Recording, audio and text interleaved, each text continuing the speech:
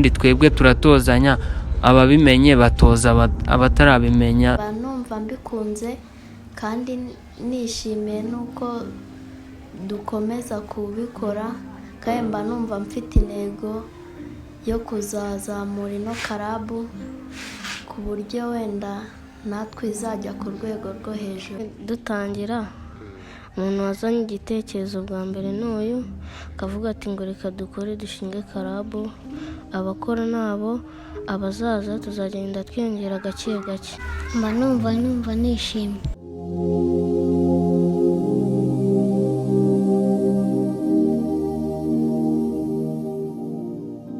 Yes, turabashuhuje bakunzi ba Muzunga TV, abari mu Rwanda mu ntara zose zitandukanye, abari burasirazuba, abari iburengerazuba, amajyepfo, amajyaruguru, abari irwota amasimbi, ubwo ndavuga hanze y'igihugu. Turabashuhuje cyane, tubifuriza kugira ibihe byiza, by'umwihariko wowe wakanze subscribe nawe utarayikanda, iki nicyo gihe ni nako kanya. Yes, uyu munsi rero twakoze urugendo rutari ruto, twazamutse imisozi dushoka ibibaya, tugiye gusura abana bafite impano itangaje cyane. Ni abana bafite impano yo kubyina. Banyarwandakazi, nimba uzi ko ukunda impano zituruka mu Rwanda, nahawe ngo ukurikire iki kiganiro urebe nimba hari n'icyo wabafasha biramutse bibaye ngombwa, cyane ko bakiri hasi wenda bari kwiyubaka. Aba nibo tugiye kuganira nabo rero, batubwire urugendo rwabo naho bageze. Yes, reka duhere ku usa nkaho ari ubayoboye, niko nabyita, aratangira atwibwira. Okay, murakoze. Amazina yanjye nitwa Eric. Yego, Eric. Tugiye kuganira rero, tugiye gukorana ikiganiro kitari gitoya. Mutubwire mu rugendo rwanyu nuko mwatangiye. Hanyuma Eric, igitekerezo cyo kugira ngo mwishyire hamwe mukore timu ibyina byaturutse kuki, byatangiye ute? Ntago hari ibintu byari byoroshye, nyine twatangiye turi abantu bane, ndavuga ati tukatora nyine umwe afite impano n'undi ayifite, twese tubateka duhuze hamwe twubaka umuryango ku buryo twagira icyo twigezaho. Yari njyewe na Frank na Ishimwe na Damoro, turavuga ati reka duhuze impano twese kugira ngo wenda n'abandi bana bazatujoininge, tuzabere abandi bana icyitegererezo, wenda tube kugira ngo twirirwe twirukanka mu muhanda nta kintu. Umwanya nyine twata tujye tuwufata, tuhurize hamwe, tugire icyo twabyara, nyine umwanya wacu ntugapfe ubusa. Kabisa, igitekerezo cyiza cyane. Ubwo mise ntumva aho byaturutse. Hanyuma Damuru ni uwuhe, Frank ni uwuhe muri abo ngabo wari uvuze? Okay, Frank ni uyu nguyu, na Ishimwe ni uyu, na Damuru ni uyu nguyu. Okay. Kubyina ni ibintu navuga bitizana cyane, ko akenshi na kenshi umuntu ubikora bafite impano. Usibye ko wenda umuntu ashobora no kubyiga akabimenya, ariko ubwabyo ni impano. Rero njyewe njya ndeba video zanyu, mufitemo nk'abana batoya. Bariya abana batoya murabibigisha bakabifata, ese bigenda biti? Mufite nk'umuntu ubibatoza? Okay, ahubwo turabyigishanya n'abana batoya. Nyine iyo babonye dukora ibintu byiza baraza bakatujoininga. Barimo abana batoya, mu gihe tutarabona umuntu wenda wadufasha mukuru twigisha, twebwe nyine uko utubona hano, njyewe na Frank na Ishimwe na Damuru n'abandi nyine bataje, twebwe tureba video yo wenda challenge, kuko twe dukora challenge, ntago twe tugahinduramo bikeya, ariko ntago yose tuyihindura, cyangwa ngo twe nyine turebamo ibintu byiza tukaba ibyo twongeramo, ibibi tukabikuramo. Twe dukora challenge ubundi muri makeya. Okay, bibatwara nk'igihe kingana iki kugira ngo mwige ku ndirimbo muyifate mukora ibintu bisa, aba ari ibintu bigoye kuko buriya gufata wenda urugero nk'indirimbo runaka imibyinire yayo mukayiga iyo ndirimbo mukayifata mwese mukabyina ibintu bisa, ni ibintu navuga ngo bitoroshye, harimo ubuhanga bukomeye cyane. Bibatwara nk'igihe kingana iki? Ntabwo ari igihe kinini bidutwara kuko tuba turi benshi, twebwe abaratoza baba bayimenye. Nimba wenda kwitoza haje abantu 15 10 wenda kumanura, kuko hari abataboneka wenda bitewe n'igihe twagiye. Hari abiga kuwa gatandatu twaba twakoze practice ntibaze, cyangwa biga ku cyumweru wenda biga mu mashuri atandukanye. Hari abiga mu wa gatatu segonderi, mu wa gatandatu no mu wa kabiri segonderi, nyine kumanura aho ngaho ngira ngo na uri hejuru ya mu wa gatatu. Urumva kandi muri iki gihe cyo kwitegura examen nationale ni ibintu ntabwo biba byoroshye, aba ari ukugenda tukiga nyine. Ubwo rero iyo haje abantu batoza nka 5, umwegera ufata buri muntu afata nk'abantu 3 akabajyana ku ruhande akabatoza, n'andi akabatoza, undi mugahuza impano mwese mugasanga mu bimenyere rimwe. Nyine muri make ubundi twebwe turatozanya, ababimenye batoza abatarabimenya, ubundi ibintu bikagenda neza. Timu yanyu biragaragara ko ari timu nini kuko ndakeka hari abandi benshi badahari. Hari abandi benshi badahari se? Hari abantu benshi badahari, bagiye nko kwiga, abagiye muri examen bo mu wa gatandatu. Wenda ntabwo muragera kure cyane niko nabyita, murakishakisha.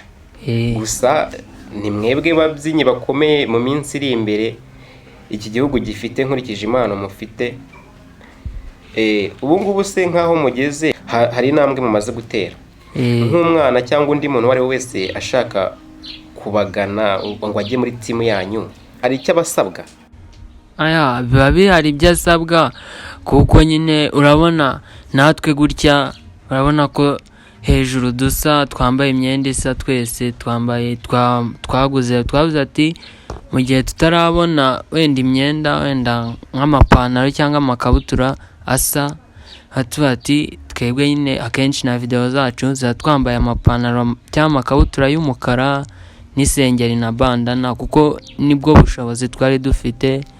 Nyine abakobwa bo twaje gusanga ntabwo yakambara isengeri ari umukobwa, ndavuga ati umukobwa we yambara umupira w'umweru n'ipantaro n'ikabutura y'umukara cyangwa ipantaro, noneho umuhungu we akambara isengeri. Ubwo rero no ko duteranye hari amafaranga duhuza, ndavuga ati byibuza dushobora kugira nk'urugendo, bikaba ngombwa yuko twabona tike, cyangwa kuko hari igihe twabona wenda nko kujya kubyinira umuntu nta tike dufite. Ndavuga ati nta tike dufite, wenda ntabwo umuntu wese aba yiteguye kuvuga ngo turagiye tise tubona amafaranga tugendeye rimwe, kuko wenda njye nshobora kuba nyafite ishimwe ntayo afite, ariko ayo twakusanyije tuyafatamo tukamutegera. Ubwo nyine twazaza tuvuyeyo yayabona akongera akayasubizamo. Ni uko nguko twebwe dukora. Birumvikana cyane. Reka mbanze mbwire wenda abadukurikiye bari kubareba, mbabwire ko wenda video zanyu abazishaka bajya nko kuri TikTok mukoresha. Ntabwo ari TikTok yonyine, dukoresha TikTok, Instagram na Facebook, imbuga zose tazikoresha, nanuza na YouTube turayifite yitwa Kabuga Kids. Aka kanya wenda hari nk'ibyifuzo mufite, hari nk'ahantu mushaka kugera, ni nk'iki mwasaba abakunzi banyu cyangwa baba bakurikira? Twasaba ibintu byinshi cyane bikenewe, twabasaba support na share no kudugira gufollowinga, subscribe kuri YouTube, nyine bakadufasha kwamamaza impano zacu cyangwa nk'ibikorwa byacu, kugira ngo dushobore kuba twazamuka vuba twamenyekana tukareba ko twagira icyo twigezaho natwe mu minsi iri imbere. Yego banyarwandakazi abadukurikiye kuri Muzunga TV, reka ngiye mbisabira ikintu kimwe, nimba uzi ko hari ikintu ushobora gufasha iyi timu wabikora kabisa, wabikora. Hari umusanzu wawe waba utanze, kandi uko byaba bimeze kose icyo waba ufite cyose wumva wowe ukuye ku mutima wakibafashaho, kabone niyo yaba ari igitekerezo bacyakira. Wenda reka tuganirize n'umwe muri mwebwe, reka tuganirize uriya mwana ndi kubona ku ruhande, atubwire umeze neza. Yego. Ese wiyumva ute nk'iyo uri kubyinana na bano bagenzi bawe? Kuko wenda ngenekereje ndabona ari wowe mutoya urimo, sinzi nimba hari n'abandi, ariko wenda ni wowe mutoya ndi kureba imbere yanjye. Wiyumva ute nk'iyo uri kubyinana na bano bagenzi bawe? Mba numva nishimye. Wumva wishimye? Nzakomeza neza. Uba wumva ari ibintu ukunze uzakomeza gukora? Yego. Byiza cyane, kuraje rero, ntuzacike intege, uzakomeze ukore. Yego. Mwese ndakeka ntabwo twaganire ngo buri muntu wese yivuga, ariko wenda turaza kubinyuzamo. Hanyuma reka tuganire n'uriya mukobwa naweho gatoya. Umeze neza se? Meze neza. Ariko nawe twibwire, nubwo muraza kutwibwira nyuma, ariko nawe twibwire. Nitwa Chance. Witwa Chance? Ni wowe mukobwa wenyine urimo se? Ntabwo ari njyenyine, hari n'undi. Hari abandi? Ubwo ntabwo babonetse? Ntabwo babonetse, bagiye mu kizami. Hanyuma se wowe wiyumva ute iyo uri kubyina? Niyihe ntego uba wumva ufite?